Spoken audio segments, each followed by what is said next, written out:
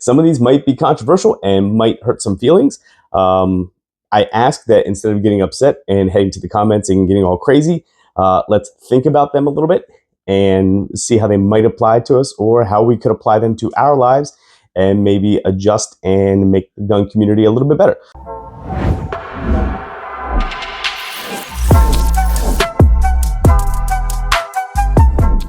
All right, so I've been wanting to get this video out since the beginning of the year, but it has been getting put on the back burner because I've just had a lot of other irons in the fire and haven't had a chance to get around to it. But as we know, it is resolution time. We got all the resolutioners out there, so I feel like we, the gun community, should participate in the resolutions. So with that thought, I have 5 things that we, the gun community, are not going to do for the 2025 year. So without further ado, let's roll into it and get right into these things. Number 5, okay? We're not going to assume that we are good enough. There's this stigma that plagues the gun-owning public of the United States, and that is everybody assumes that they're good enough or they assumes that they are better than they are. That is completely false. Everybody needs to practice. Everybody needs to train, including the people who are at the top of their game, all the way down to people who are at the lower of their game. Everybody needs to train. Nobody is out there practicing enough. Everybody can do more. And like I said, I don't care if you're at the top or if you're at the bottom, everybody can do more.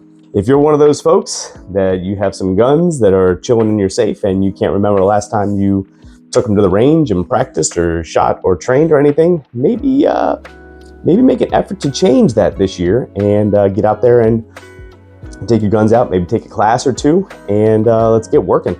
And let's get better than we are right now at your current state. Maybe everybody should work and try and be a little bit better than they are currently at their current state. So that's number 5, right? Don't assume that you are good enough. Number 4, we're not gonna act like we're not ready to compete, okay?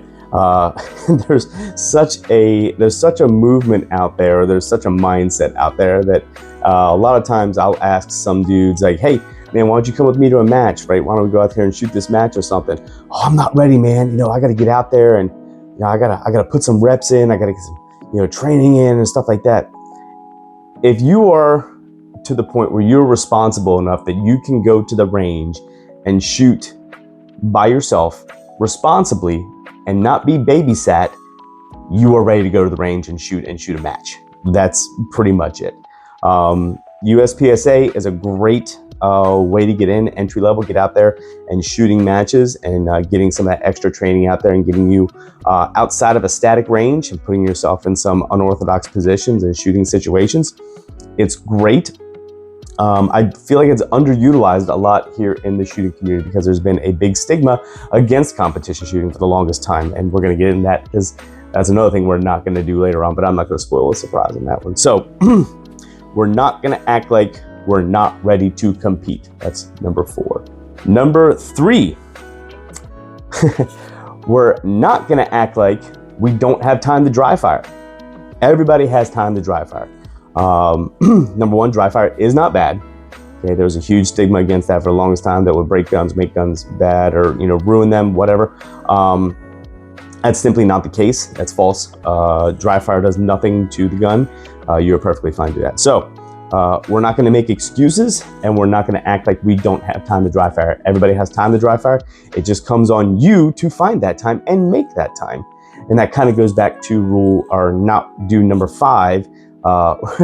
Where we're not going to act like we're good enough. Okay, so grab the guns, set up some targets, dry fire, practice your firearms. Get out there, make some time, get better, and really just improve yourself overall. Okay, number 2.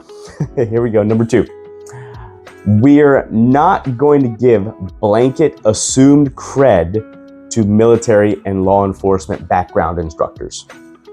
Yes, you heard me say that right. Just because you were those things or just because you had that pedigree does not directly transfer over to instructing and teaching. One does not necessarily equate out to the other, okay? Just because you are a high-level operator, one of those two professions, does not mean you are good at instructing, does not mean that you are good at transferring or communicating information and knowledge, okay? It does not mean that you're good at coaching. does not mean that you are good at shooting. It means you were good at shooting for the time that you were doing that thing, but now that we're out in the civilian world and you're teaching civilians, there's a different type of shooting that you need to do that necessarily doesn't mean that you have to have everybody thinking that you're going to Fallujah or any of that stuff. So we're going to stop, that we as a community, we're going to stop giving that blanket cred or assumed cred to instructors with military or law enforcement backgrounds. Vet your instructors, look at your instructors, talk to them, see how they, reach out, talk to them, talk to other people who may have taken their classes, things like that. But don't just assume that because they have that background that they're good to go, right? It goes a little bit deeper than that. Okay. The number one thing that we are not going to do this year as a community is we're not going to act like shooting competitions is bad. Okay. For the longest time, there has been this stigma against competition shooting, that it's all gamer stuff, that it doesn't apply to anything else. That couldn't be further from the truth. One thing that competition shooting does very well is it gives you technical handling skills in the moment, right? So the vast majority of the time with competitions, you get one run and one run only.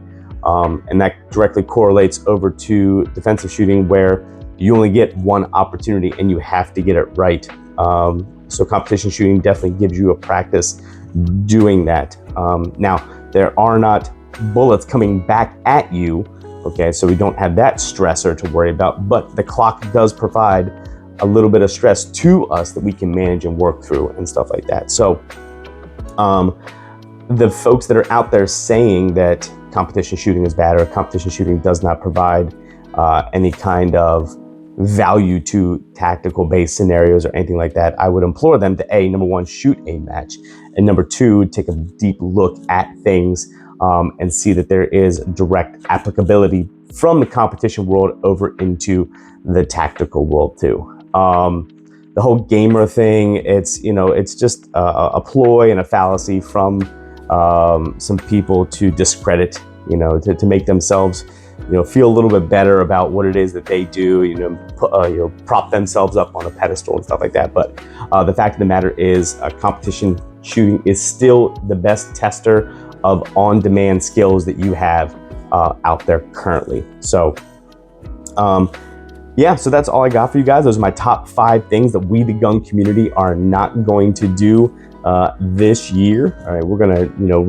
be resolutioners, and we're gonna change it up, and we're gonna start different mindsets. So let's start with those 5 things.